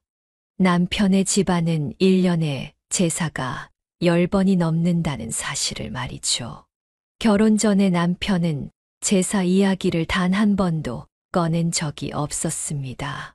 아니, 일부러 숨긴 것 같기도 했습니다. 제가 아무리 바보 같았더라도 이런 사실을 알았다면 결혼을 다시 생각했을 게 뻔하니깐요. 시댁에서 처음 들었던 말 중 하나가 시어머니의 날선 목소리였습니다. 우리 집은 종갓집이라서 제사를 중요하게 여긴다. 앞으론 내가 다 준비해야 되니 잘 배워둬. 심지어 남편은 다른 형제도 없는 외아들이었고 종갓집 장손이었습니다. 제가 아무리 봐도 그렇게 대단한 집안은 아닌 것 같았지만 스스로가 스스로를 보고 종갓집이라고 하니 그러려니 할 수밖에 없었지요. 스스로를 종갓집이라 생각하는 집안에서 그것도 장손으로 컸으니 남편은 시부모님들의 사랑을 독차지하며 자랐습니다. 그래서 그런지 남편은 시부모님의 말씀이라면 생각도 하지 않고 무조건 수긍하고 따랐습니다. 거절이라는 단어는 남편의 사전에는 없는 듯이 말이에요. 본격적인 결혼 생활이 시작되자마자 제사 때문에 제대로 된 주말을 보낼 수 없었습니다. 한 달에 한 번은 무조건 시댁에서 주말을 보내야 했습니다. 제사 준비는 단순한 음식 준비가 아니었습니다. 음식 재료 손질부터 상차림, 뒷정리까지 모든 것이 저희 몫이었습니다. 이 집안에 며느리로 들어왔으면 제사 음식 만드는 게 가장 중요해. 시어머니는 항상 이렇게 말씀하셨습니다. 종갓집 며느리가 음식 솜씨도 없어서 되겠니? 내 엄마는 평소에 이런 것도 안 가르쳐 주셨나 보구나. 하여튼 수준하고는. 그 말이 얼마나 날카롭게 제 가슴을 후벼 팠는지 모릅니다. 처음 몇 번은 잘 해보려고 애썼지만 끊임없이 이어지는 시댁 방문과 끝도 없는 제사 준비는 저를 점점 지치게 만들었습니다. 결혼하기 전에 이런 이야기를 왜 안 했어요? 어느 날 남편에게 물었습니다. 남편은 난처한 표정을 지으며 대답했습니다. 그냥 당신이 부담스러워할까봐. 그리고 엄마가 워낙 제사에 진심이니까 이해 좀 해줘. 금방 익숙해질 거야. 하지만 시간이 지날수록 익숙해지기는커녕 점점 더 힘들어져 갔습니다. 제사 음식이 조금만 부족하거나 맛이 기대에 미치지 못하면 시어머니는 가차없이 지적을 하기 시작했습니다. 제가 만드는 음식을 하나부터 10까지 꼬집으며 쉴 새 없이 비난을 퍼부었습니다. 김치를 이렇게 자르겠다고? 대체 누가 이렇게 엉망으로 자르래? 이 집안 며느리라면 이런 기본은 알아야지. 시어머니의 말은 날카롭게 제 자존심을 깎아내리고 있었습니다. 저도 잘해보려고 정말 노력했습니다. 하지만 아무리 노력해도 절대 시어머니의 기준에 미칠 수는 없었습니다. 생선을 굽는 정도부터 떡을 썰어 놓는 방법까지 모든 것이 문제였습니다. 주말마다 반복되는 시댁 방문과 끝없는 비난에 저는 더 이상 견딜 수 없었습니다. 어머님, 저도 사람이에요. 요즘 회사 일도 너무 바쁜데 이렇게 제사 준비하는 거 정말 더는 못하겠어요. 제 입에서 터져 나온 말은 그동안 참아왔던 한 맺힌 울음과도 같았습니다. 그러나 시어머니는 눈 하나 깜빡이지 않았습니다. 오히려 목소리를 높이며 소리를 치셨죠. 뭐라고? 제사를 못 지내겠다고? 이 집안에 며느리로 들어왔으면 기본은 해야지. 내가 그러니까 결혼 전에 회사를 그만두라고 했잖아. 회사 그만두고 제사나 제대로 지내란 말이야. 어디 상놈의 집안 출신 아니랄까봐 제사를 못 지내겠다고 떠들고 있어. 시모의 목소리는 날카롭게 제 귓가를 때렸고 그 순간 제 얼굴이 화끈거리기 시작했습니다. 저는 더 이상 참을 수 없었습니다. 이혼을 결심하고 짐을 싸기 시작했습니다. 그동안 참아왔던 분노와 서러움이 밀려와 눈물이 멈추질 않았습니다. 남편에게 마지막으로 말했습니다. 이제 못 살겠어요. 제사 지내라고 난리치는 어머님과 그걸 말리지도 못하는 당신을 보니 더 이상 같이 살 수가 없다고요. 남편은 당황한 얼굴로 저를 붙잡았습니다. 수연 씨, 잠깐만. 너무 급하게 생각하지 마. 힘들겠지만 조금만 더 참아봐. 내가 잘해볼게. 우리 같이 힘내자. 응? 하지만 남편은 결코 제사를 그만 지내자라는 말은 하지 않았습니다. 언제나 그렇듯 힘내라는 말뿐이었죠. 짐을 싸면서 집을 언제 나가지 날짜만 고르고 있었는데 바로 그때쯤 저는 임신을 하게 됐다는 사실을 알게 되었습니다. 복잡한 감정이 가슴 속에서 엉켜버렸습니다. 차마 발걸음을 옮길 수 없었습니다. 뱃속에 우리 아이는 무슨 죄야? 태어날 때부터 이혼 가정에서 자라게 되고 그 꼬리표가 늘 우리 아이를 따라다닐 텐데. 그런 생각이 머리를 떠나지 않았습니다. 결국 아이 때문에 저는 이혼을 할 수가 없었어요. 그리고 상황은 더욱 나빠지기 시작했습니다. 임신 중인데도 시어머니는 여전히 제사 음식을 준비하라며 소리를 질러대더군요. 임신이 무슨 병이라도 되냐? 몸 조심한다고. 제사까지 안 지낼 수는 없는 거야. 출산하기 전까지 책임을 다해야지. 제가 임신을 했고 시모의 손주를 배에 품고 있었어도 시모의 태도는 전혀 변하지 않았습니다.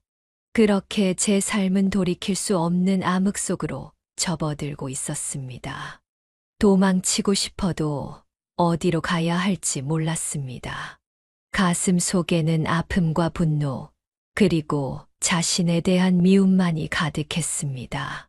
첫째가 태어났을 때 저는 온 집안이 축복으로 가득할 거라 생각했습니다. 작은 손가락을 꼼지락거리는 딸아이를 품에 안았을 때 제가 느꼈던 따뜻함은 모든 고통을 잊게 할 만큼 벅찬 감정이었습니다. 하지만 그 행복감은 오래가지 못했습니다. 병실로 찾아온 시어머니는 첫째가 딸이라는 소식을 듣고는 입을 삐죽이며 쓴소리를 내뱉었습니다. 몸 관리를 제대로 안 했니? 어떻게 했길래 딸을 낳은 거야? 환영받지 못할 아이를 낳아버렸구나. 행복감에 젖어 있던 순간은 산산조각이 나고 말았습니다. 저는 속이 터질 것만 같았습니다. 어머님, 환영받지 못할 아이라뇨? 어떻게 그런 말씀을 하실 수 있으세요? 하지만 시어머니는 들은 척도 하지 않았습니다.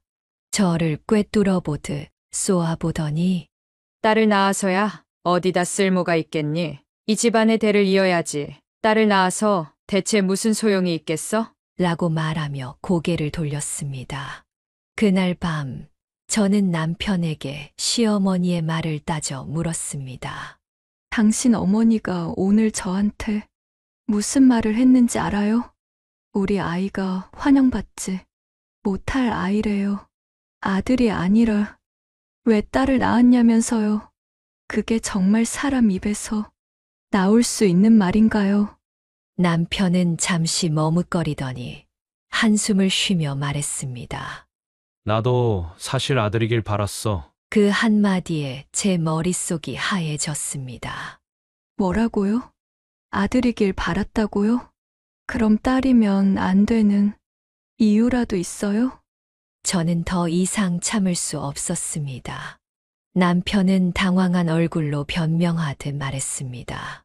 집안의 대를 이어야 하잖아. 아들이 있어야 우리 가문의 대를 잇고 조상님들 제사도 이어갈 수 있지. 딸을 낳으면 우리 집안의 대가 끊겨. 남편의 그 말은 저를 완전히 무너뜨렸습니다. 당신 제정신이에요? 아들이든 딸이든 우리 자식인데 뭐가 그렇게 중요해요? 그렇게 아들이 좋으면 당신이 직접 낳지 그랬어요. 저는 더 이상 분노를 억누를 수 없었습니다. 그러자 남편은 비아냥거리듯 대답했습니다. 씨는 좋은데 밭이 안 좋은 걸 나보고 어쩌라고.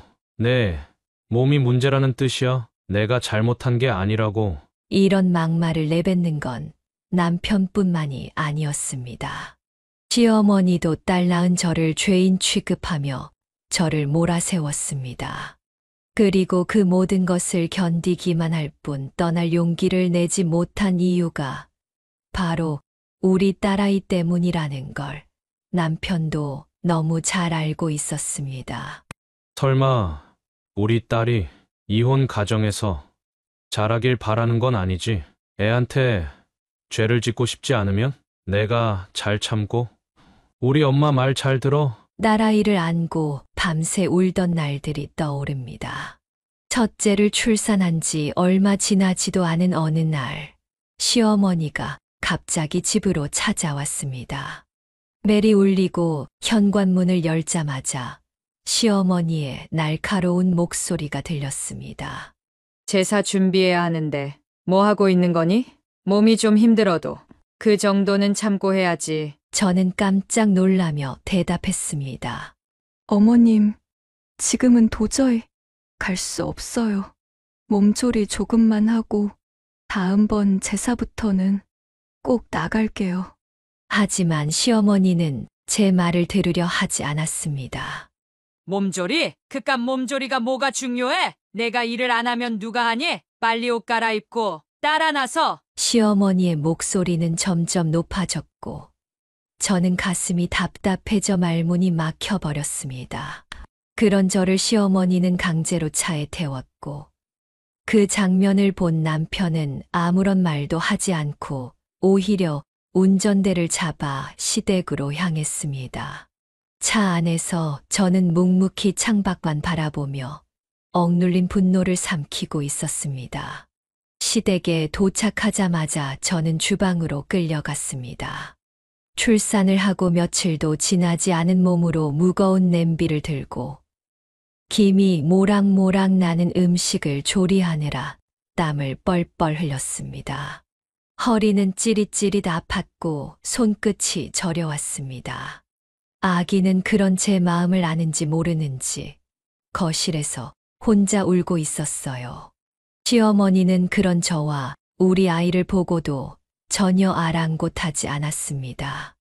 게다가 그 와중에 남편은 거실 소파에 누워 TV를 보고 있더군요. 채널을 이리저리 돌리며 유유히 시간을 보내는 모습에 분노가 치밀었습니다. 더 이상 참을 수 없었습니다. 저는 모든 걸 내려놓고 소리를 질렀습니다. 당신, 내가 출산하고 이 고생을 하고 있는 걸 보고도 어떻게 그냥 가만히 있을 수 있어요? 조금이라도 도와줘야 하는 거 아니에요? 남편은 귀찮은 듯 고개를 돌리지도 않고 대답했습니다. 제사 준비는 내가 하는 거지. 왜 나한테 뭐라고 그래? 그건 여자가 할 일이잖아. 그 순간 시어머니가 주방으로 들어오더니 소리를 버럭 지르며 제게 다가왔습니다. 어디서 남편한테 그런 식으로 큰 소리를 내? 버르장머리 없는 년 같으니라고. 그러면서 제 머리채를 와락 잡아 흔들었습니다. 저는 본능적으로 시어머니의 손을 뿌리쳤지만 그 순간 시어머니의 손이 제 얼굴을 향해 날아왔습니다. 따끔한 충격과 함께 제 얼굴이 옆으로 돌아갔습니다. 아들도 못 낳은 주제에 어디서 감히 목소리를 높여? 아들도 못 낳으면서 내가 사람 대접받을 줄 알았어? 시어머니의 목소리는 비수처럼 제 가슴에 꽂혔습니다. 주변의 모든 소리가 멀어지고 머릿속은 텅 빈 것처럼 멍해졌습니다. 저는 그 자리에서 더 이상 아무 말도 할 수 없었습니다. 손은 떨렸고 눈에서는 눈물이 쏟아졌습니다. 저도 모르게 뒷걸음질 치며 주저앉고 말았습니다. 시어머니의 말, 남편의 무관심, 그리고 이 모든 상황이 저를 산산조각 내는 것 같았습니다. 하지만 이 지옥과도 같은 결혼 생활을 끝내고 막상 이혼을 결심하려고 하면 딸아이의 얼굴이 떠올랐습니다. 설마 우리 딸이 이혼 가정에서 자라는 걸 원하는 건 아니겠지. 남편의 그 비열한 말이 머릿속에 울려 퍼졌습니다. 그럴 때마다 저는 이불 속에 얼굴을 파묻고 밤새 흐느끼며 잠들었습니다. 둘째마저 딸이라는 사실을 알게 된 순간 병실에 찾아온 시어머니는 한숨을 푹 쉬며 말했습니다. 도대체 무슨 몸 관리를 어떻게 했길래 딸만 또 낳는 거야? 아이고, 내가 못 살아 정말. 남편도 옆에서 작게 중얼거렸습니다. 도대체 왜 아들을 못 낳는 거야? 그들의 말 한마디 한마디가 제 가슴을 후벼 팠습니다. 딸아이를 품에 안은 제 눈물이 차오르는 걸 간신히 참으며 저는 대답했습니다. 딸도로 잘 키우면 되잖아요. 아이가 어떤 성별이든 중요한 건 우리가 사랑으로 키우면 되는 거 아닌가요? 그러나 남편은 비웃기라도 하듯 말했습니다. 지금 딸만 둘을 낳고선 무슨 할 말이 있다고 그러는 거야? 지금 이 상황이 어떤 상황인지 제대로 이해를 못하는 것 같네. 셋째를 낳았을 때도 상황은 똑같았습니다. 셋째 아이도 딸이라는 사실을 알고 남편은 병실에 들어오지도 않았습니다. 시어머니도 마찬가지였고요. 그날 밤 병원에 혼자 누워 있는데 눈물이 멈추질 않더군요. 아이를 향한 사랑과 보호 본능이 제 안에서 강하게 일어났지만 동시에 끝없는 외로움과 절망이 밀려왔습니다. 남편은 우리 딸들을 자식으로 여기지 않았습니다. 집안에서는 자식들에게 따뜻한 말 한마디조차 하지 않는데 아이들은 어떻게든 아빠의 관심을 받으려고 애쓰는 모습이 너무나도 안타까웠습니다. 남편은 술에 취해 집에 들어오면 늘 저를 보며 이렇게 소리쳤습니다. 필요 없는 것들만 낳아놓고 대체 무슨 낯짝으로 날 빤히 쳐다보는 거야? 남편의 고함 소리에 아이들은 깜짝 놀라 울음을 터뜨렸고 저는 그들을 품에 안고 위로할 수밖에 없었습니다. 그렇게 매 순간순간이 고통이었습니다. 집에서도 시댁에서도 남편의 무관심 속에서 저는 끝없이 서럽고 힘든 삶을 살아갔습니다. 가끔은 정말 모든 걸 포기하고 싶다는 생각이 들 정도로 고통스러웠습니다. 하지만 딸아이들의 얼굴을 떠올릴 때마다 다시 마음을 다잡았습니다. 아이들을 위해서라도 버텨야 해. 나는 이겨내야만 해. 하지만 그 결심조차 점점 희미해져 갔습니다. 죽고 싶다는 생각이 마음 한구석에 스며들기 시작했으니까요. 그러던 어느 날 저녁 무렵이었습니다. 시장에 들러 반찬거리를 사들고 집으로 돌아가는 길이었습니다. 골목길 모퉁이를 돌던 순간 제 눈앞에 믿지 못할 놀라운 광경이 펼쳐졌습니다. 남편이 낯선 여자와 팔짱을 끼고 웃으며 길을 걷고 있더군요. 남편은 그 여자의 허리를 감싸고 있었고 얼굴엔 행복한 미소가 가득했습니다. 제 심장은 한순간에 얼어붙었고 손에 들고 있던 봉투가 땅에 떨어졌습니다. 과일과 빵이 바닥으로 굴러갔지만 저는 그것을 주울 겨를 조차 없었습니다. 남편의 시선이 저를 마주쳤을 때 그는 순간 움찔하며 걸음을 멈췄습니다. 하지만 이내 별일 아니라는 듯 표정을 정리하고 여자에게 얼른 가자며 그녀를 앞세웠습니다. 그 모습은 저를 2번 죽이는 것 같았습니다. 제가 아무것도 할 수 없을 거라 생각했던 걸까요? 아니면 이미 남편의 마음 속에서 저는 아무런 가치도 없는 존재가 되어버렸던 걸까요? 집으로 돌아온 저는 뜬 눈으로 밤을 지새웠습니다. 분노와 슬픔이 엉켜 복잡한 감정이 마음속을 채웠지만 가장 견디기 어려웠던 것은 참혹한 배신감이었습니다. 다음 날 아이들을 이웃에게 잠시 부탁한 뒤 시댁으로 향했습니다. 시어머니에게 이 모든 일을 말하고 싶었습니다. 하지만 결과는 예상과는 너무나도 달랐습니다. 어머님, 저희 남편이 다른 여자와 만나고 있는 걸 봤어요. 제가 그동안 참고 견뎌왔지만 더는 못 참겠어요. 어머님, 어떻게 해야 하죠? 떨리는 목소리로 모든 상황을 털어놓자 시어머니는 한동안 무표정하게 저를 바라보다가 마침내 입을 열었습니다. 내가 그럴 자격이 있어? 시모의 첫 마디는 차갑기 그지없었습니다. 딸만 셋이나 낳아놓고도 감히 우리 아들한테 따질 자격이 있다고 생각하니? 아들도 못 낳는 내 몸뚱아리를 탓해야지. 시모는 격앙된 목소리로 손을 탁탁 치며 소리쳤습니다. 어머님, 그게 무슨 말씀이세요? 제가 무슨 잘못을 했다는 거예요? 아들이든 딸이든 소중한 제 자식이에요. 지금 저희 남편이 가정을 파탄내고 있는데 어떻게 그런 말씀을 하실 수가 있어요? 제 말을 듣고 시어머니는 비웃듯 고개를 저었습니다. 너 같은 년이 무슨 가족을 운운해? 딸만 셋 낳은 죄인 주제에 여자가 아들을 못 낳았으면 그 정도는 각오해야지. 우리 아들이 뭐가 아쉬워서 평생 너 같은 여자와 살아야 하니? 아들 낳아줄 여자 만나러 다니는 게 당연한 거 아니겠어? 시모의 말은 제 심장을 갉아먹는 것 같았습니다. 그날 밤 저는 남편을 불러 세워놓고 물었습니다. 당신 정말 우리 가정을 이렇게 무너뜨릴 거야? 아이들에게 부끄럽지도 않아? 하지만 남편의 대답은 더 참혹했습니다.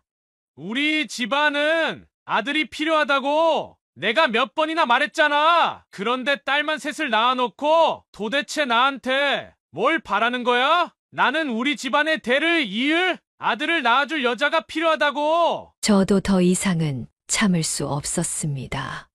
이혼을 결심하고 서류를 준비하기 시작했습니다.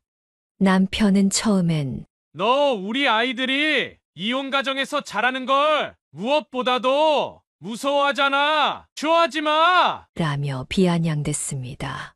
하지만 저는 마음을 굳게 먹고 결국 지옥과도 같았던 남편과 시모의 손으로부터 탈출을 하게 됐습니다.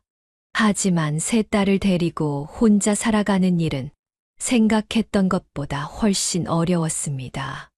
남편이 제발 떨어져 달라며 약속했던 양육비는 3달 만에 끊기고 말았습니다. 아이들의 학교 비용과 생활비를 감당해야 했던 저는 필사적으로 일자리를 찾아야 했습니다. 결혼 전 다녔던 직장을 다시 찾아가기도 했지만 나이가 많다는 이유로 거절당했습니다. 힘들게 식당 일을 구했습니다. 늘 몸은 녹초가 되었고 손끝은 차갑게 얼어붙을 정도로 하루하루가 버거웠지만 제 마음 한편엔 딸들을 위한 책임감이 자리 잡고 있었죠. 그곳에서 사장님이었던 박성재 씨를 만났습니다. 그는 저보다 5살 많았고 첫인상은 조금 무뚝뚝해 보였어요.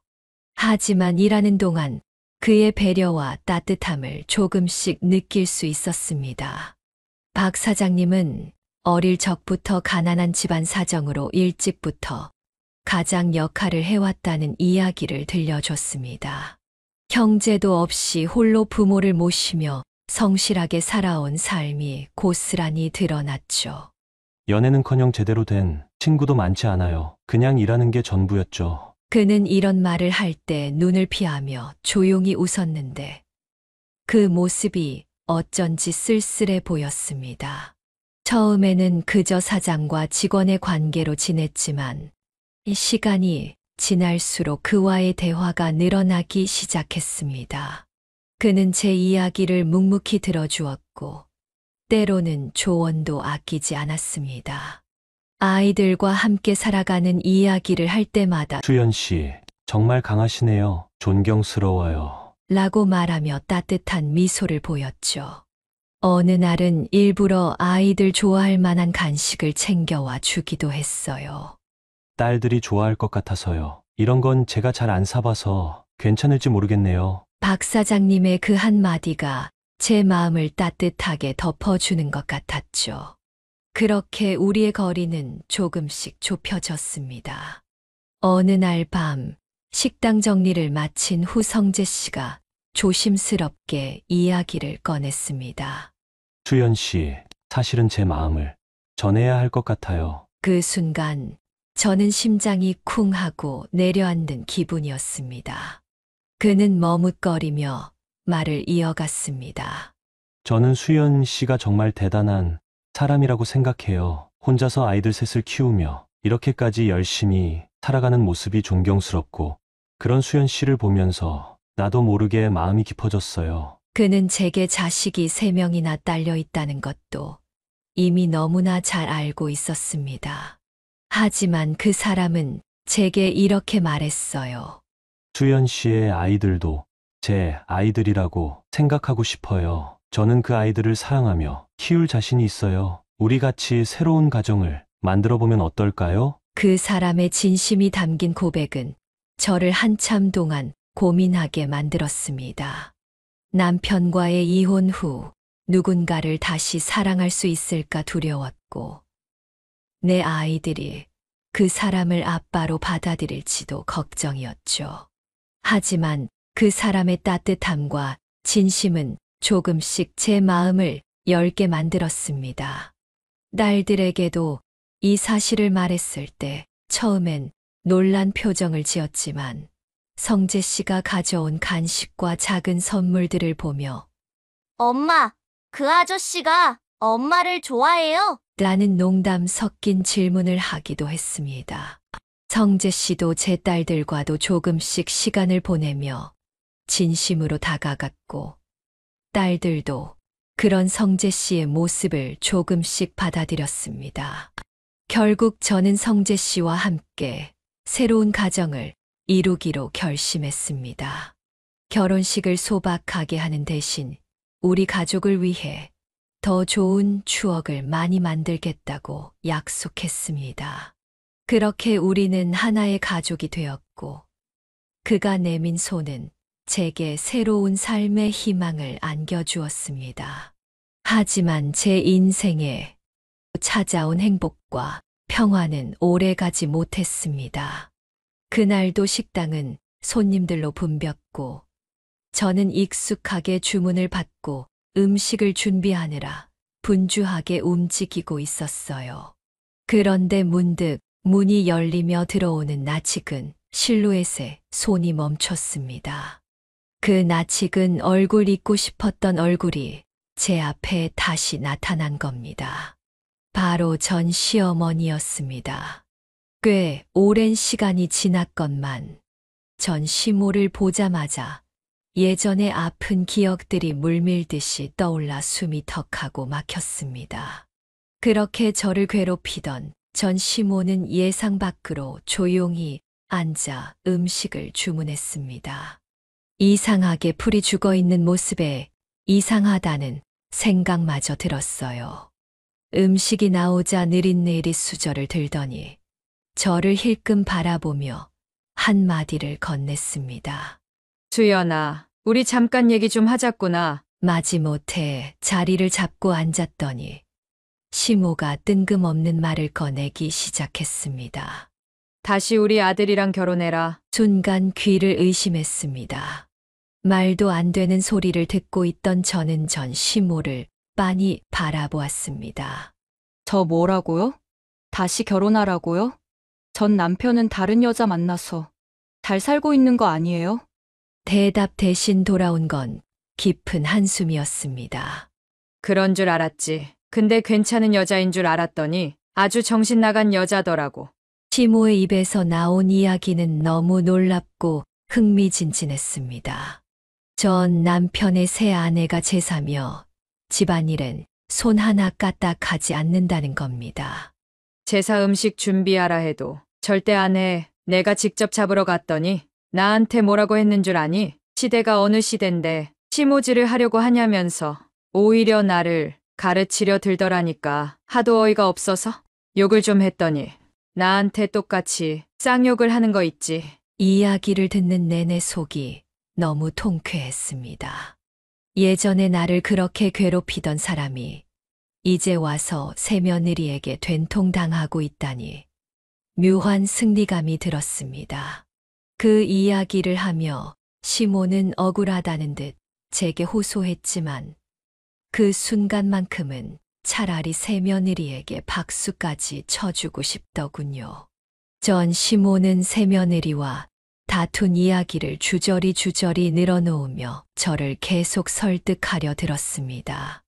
얼른 아들이라도 낳으라고 했더니 뭐라는 줄 알아? 내가 왜 이 미친 집안에 시집 왔는지도 모르겠고 정신 나간 시모랑 남편 밑에서 자식 낳을 생각은 절대 없다 라고 하더라니까. 저는 흥미진진한 표정을 숨기며 담담하게 물었습니다. 그런데 그 얘기를 왜 저한테 하세요? 당신 아들이 어떻게 살든 저와는 상관없습니다. 저한테 대체 뭘 원하시는 건가요? 그러자 전 시모는 다시 그 말을 꺼냈습니다. 다시 돌아와서 우리 아들과 아들 한번 낳아보자. 엄마가 몸에 좋다는 음식들 다 구해다 주고 용하다는 스님한테 부적도 구해줄게. 순간 제 머릿속이 하얗게 변했습니다. 숨을 고르며 차분하려고 애썼지만 말이 떨리는 걸 멈출 수 없었습니다. 제가 미쳤어요? 다시 그 지옥 같은 곳으로 돌아가라고요? 대체 왜 그런 말을 하세요? 목소리가 조금씩 커지자 전 시모는 차분한 척하며 너도 여자로 태어났으면 딸만 낳지 말고 아들 한번 낳아봐야지. 그래야 남편 사랑도 받고 시부모들한테 이쁨도 받고 살지 않겠니? 라고 말했습니다. 제발 잘 살고 있는 사람 괴롭히지 마세요. 돌아가시라고요. 그리고 시대가 어느 시대인데 아직도 그런 소리를 하세요? 아들, 딸이 뭐가 그렇게 중요한가요? 정신 좀 차리세요. 전 시모는 한숨을 푹 내쉬며 이렇게 말했습니다. 너 혼자서 딸 셋 키우기 힘들지 않니? 그리고 자식 셋 딸린 너 같은 여자를 누가 좋아하겠어? 주제를 알아야지. 우리 아들이 너 다시 받아주겠다는데 기회 줄 때 돌아오는 게 좋을 거야. 시모의 망언이 이어지던 순간 옆에 조용히 서 있던 지금 남편이 갑자기 목소리를 높이며 소리를 질렀습니다. 그만하세요. 진짜 도저히 더 못 듣고 있겠네요. 남편의 목소리는 가게 전체를 울릴 만큼 강렬했습니다. 남편은 한 걸음 앞으로 나아가 전 시모를 똑바로 바라보며 다시 외쳤습니다. 지금 그게 사람 입에서 나올 말입니까? 어떻게 저희 아내한테 그런 말을 할 수 있냐고요? 전 시모는 당황했는지 잠시 입을 다물더니 곧 비웃으며 남편을 향해 말을 뱉었습니다. 우리 아들 말고 다른 남자가 생겼나 보구나. 어쩐지 저 남자가 뭘 모르고 있나 본데. 전 시모는 냉소적으로 웃으며 남편을 노려보았습니다. 저기 아저씨, 저 여자가 아들도 하나 못 낳고 딸만 셋 낳은 썩어 문드러진 밭인 건 알고나 있어? 그 말이 끝나자마자 제 남편의 얼굴은 분노로 붉어졌고 손은 꽉 쥔 채 부들거리고 있었어요. 하지만 남편은 끝까지 침착함을 유지하며 또박또박 말을 이어갔습니다. 자식 3명 있는 것도 알고 있고 3명 다 딸이라는 것도 너무나 잘 알고 있습니다. 그리고요, 우리는 벌써 결혼까지 했습니다. 저는 제 아내를 너무 사랑하고 딸들까지 제 피가 섞인 자식인 것처럼 정말 소중히 여기고 있습니다. 남편의 목소리는 굳건하고 흔들림이 없었으며 그 어떤 반박도 용납하지 않는 단호함이 느껴졌습니다. 남편은 전 시모를 똑바로 쳐다보며 마지막 경고를 날렸습니다. 한 번만 더 우리 아내를 모욕하는 말을 하면 그땐 정말 가만두지 않겠습니다. 남편의 말이 끝나자 가게 안은 완벽한 침묵에 휩싸였습니다. 전 시모의 입술은 떨리고 있었고 눈은 분노로 가득 차 있었지만 아무 말도 하지 못하고 있었습니다. 남편이 제 손을 잡고 괜찮아. 이제 내가 있으니 걱정하지 마. 라고 조용히 속삭이는 순간 저도 모르게 눈물이 터져 나왔습니다. 그동안 억눌려 있던 서러움과 상처가 한꺼번에 쏟아지는 것 같았습니다. 제 손을 꼭 잡은 남편의 눈을 바라보며 도저히 흐르는 눈물을 멈출 수 없었습니다. 정말 고마워요. 이렇게 제 편이 되어줘서 정말 고마워요. 떨리는 목소리지만 저는 제 진심을 전하고 싶었습니다. 그리고 남편은 제 어깨를 감싸 안으며 말했습니다.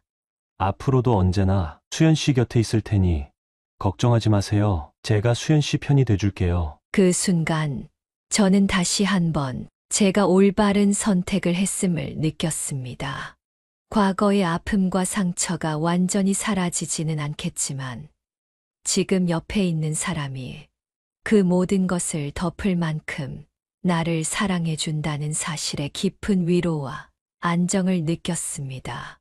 지금 남편과 함께 살면서 전 남편과의 결혼 생활에서 받았던 모든 상처가 서서히 치유되기 시작했습니다. 그는 단지 제게 좋은 남편일 뿐만 아니라 우리 딸들에게도 진심으로 사랑을 베풀어주는 사람이었습니다. 우리 아이들이 새아빠를 어떻게 받아들일지 걱정이 많았지만 그런 우려는 남편의 따뜻한 행동 덕분에 완전히 사라졌습니다. 지금 남편과 결혼을 하고 지난 20년 동안 우리 가족은 조금씩 상처를 치유하며 사랑으로 서로를 보듬어 왔습니다. 남편은 정말 딸들에게 친아버지 이상의 존재가 되어 주었고 딸들도 그런 남편을 진짜 아버지처럼 여겼습니다. 그 과정은 쉽지 않았지만 남편의 진심은 시간이 흐를수록 딸들에게 고스란히 전해졌고 딸들은 남편의 사랑에 마음을 열게 되었죠. 얼마 전 첫째 딸의 결혼식이 다가오면서 남편은 첫째 딸에게서 편지를 받았습니다. 편지에는 아빠, 제 아버지가 되어주셔서 정말 고맙습니다. 항상 사랑해요. 라는 진심 어린 마음이 담겨 있었어요. 남편은 그 편지를 읽고 감정이 북받쳐 흐느껴 울기 시작했습니다. 눈물을 훔치며 남편은 딸이 얼마나 성장했는지, 그리고 자신이 딸 아이의 인생에 어떤 존재가 되었는지에 대해 말로 다 표현할 수 없는 감동을 느꼈다고 했습니다. 그리고 결혼식 당일 남편은 딸의 손을 잡고 입장했습니다. 하얀 드레스를 입은 딸은 남편과 함께 걸으며 눈물을 글썽거렸고, 남편 역시 그 순간을 어떻게 견뎠는지 모르겠다고 할 정도로 눈시울이 뜨거워졌습니다.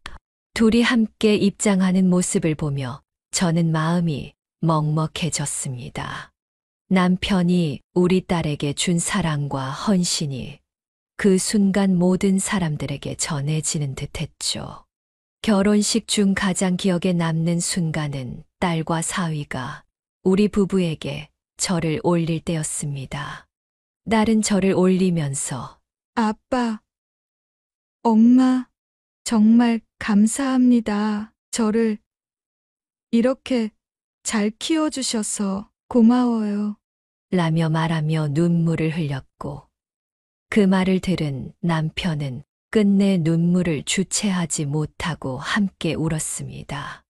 딸과 남편이 서로를 부둥켜 안고 흐느끼는 모습은 그 자리에 있던 모두의 가슴을 뭉클하게 만들었습니다. 그날 저는 남편을 보며 다시 한번 감사함을 느꼈습니다. 제게 그리고 딸들에게 한없는 사랑을 보여준 사람, 그 모든 순간들을 함께하며 가족이란 무엇인지 다시 깨닫게 해준 사람, 정말 남편이 없었다면 우리는 이 자리까지 오지 못했을 것입니다. 그리고 저는 그날 깨달았죠. 우리 가족은 정말로 온전하게 하나가 되었다는 것을요. 저는 요즘 매주 남편과 함께 등산을 다니며 소소한 일상을 즐기며 행복한 하루를 보내고 있습니다. 그런데 다 지나간 이야기인데, 제가 왜 다 지나간 옛날 이야기를 꺼냈는지 궁금하지 않으세요? 바로 어제 무려 20년 만에 길에서 전 시모를 마주쳤기 때문입니다. 시장에 가던 길이었어요. 남편과 통화를 하며 걸어가던 중 저 멀리서 낯익은 실루엣이 보였습니다. 심장이 덜컥 내려앉는 느낌과 함께 다리가 떨리기 시작했습니다. 세월이 20년 넘게 흘렀지만 시모의 얼굴을 한눈에 알아볼 수 있었습니다. 전 시모의 얼굴은 세월의 흔적으로 가득했지만 그 표정 속에 담긴 비뚤어진 분노와 비난의 기운은 여전히 생생하게 느껴졌습니다.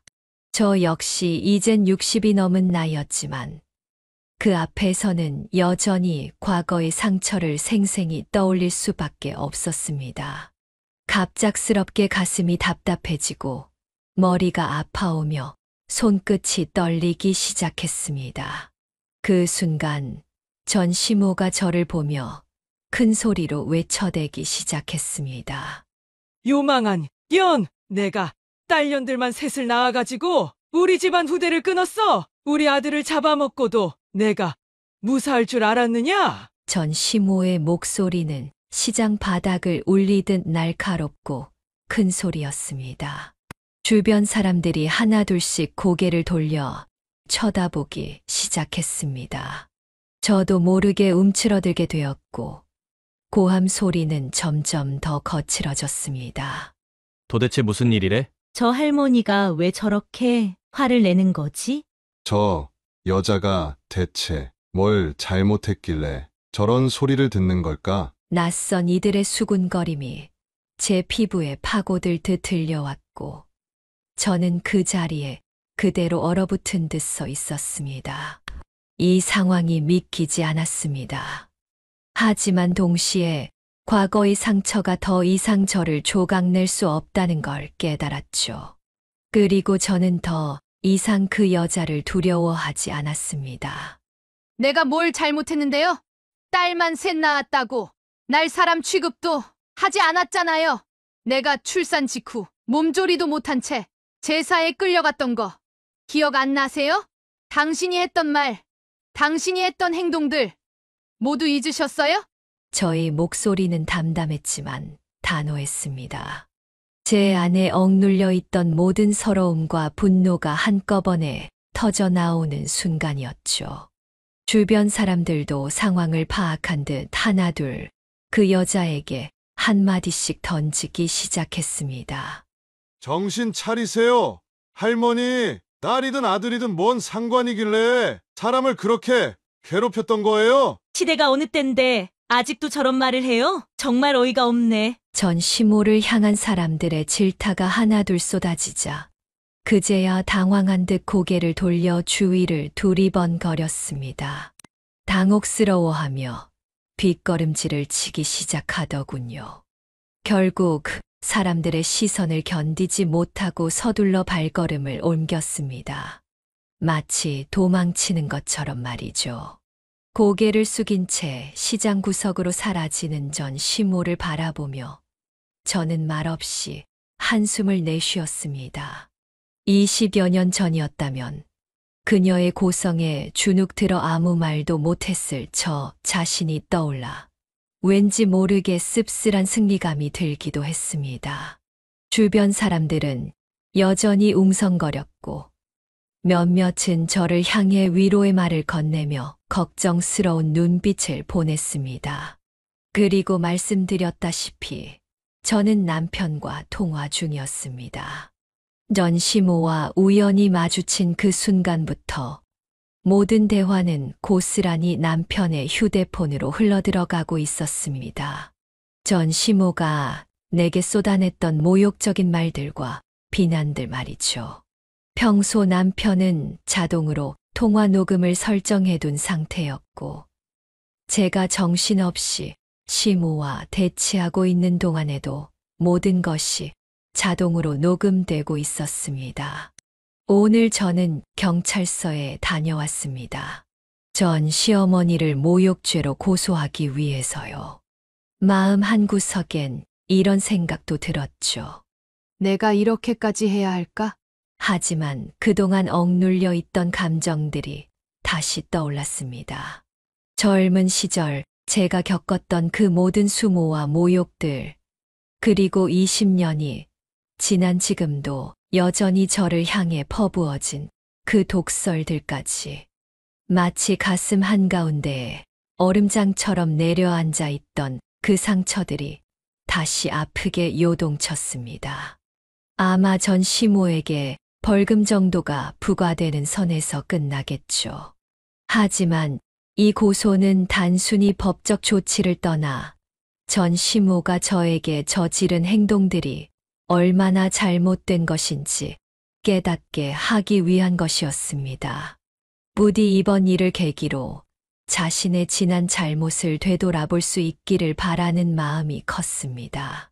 그러나 집으로 돌아오는 길, 문득 또 다른 생각이 들었습니다. 모든 것을 그냥 묻어둘 수는 없었을까? 20년이라는 시간 동안 저는 전 시모를 잊고 살아왔습니다. 그리고 그 시간 동안 저는 제 상처를 치유하며 지금의 남편과 함께 행복한 삶을 살아가고 있었죠. 어쩌면 이번 일도 그저 똥 밟았다 생각하고 그냥 넘어갔어야 했던 걸까요? 제 사연을 듣는 여러분이라면 어떻게 하시겠습니까? 과거의 상처에 얽매이기보다는 앞으로의 행복을 위해 그냥 잊고 사는 것이 맞을까요? 아니면 늦게나마 저에게 큰 상처를 줬던 전 시모에게 자신의 잘못을 일깨워주기 위해 끝까지 법적 절차를 밟는 것이 옳을까요? 정말 솔직한 여러분들의 생각을 댓글로 남겨주세요. 여러 의견들을 다 참고하여 제가 결정을 내리는데 꼭 참고하도록 하겠습니다. 이제 명절 연휴가 시작되는데 모두 따뜻하고 행복한 명절 보내셨으면 해요. 지금까지 제 사연을 들어주셔서 정말 감사합니다. 이수연 씨의 부탁대로 이수연 씨가 계속 고소를 할지 아니면 취하를 할지 잘 선택할 수 있도록 인생 경험 많은 여러분들의 솔직한 생각 댓글로 남겨주시면 이수연 씨에게 큰 도움이 되리라 생각합니다. 혹시 아직 구독과 좋아요 안 눌러주신 분들이 있으시다면 꼭 한 번씩 부탁드립니다. 그럼 저는 더 재밌고 흥미진진한 영상으로 다시 여러분들을 찾아뵙겠습니다. 감사합니다.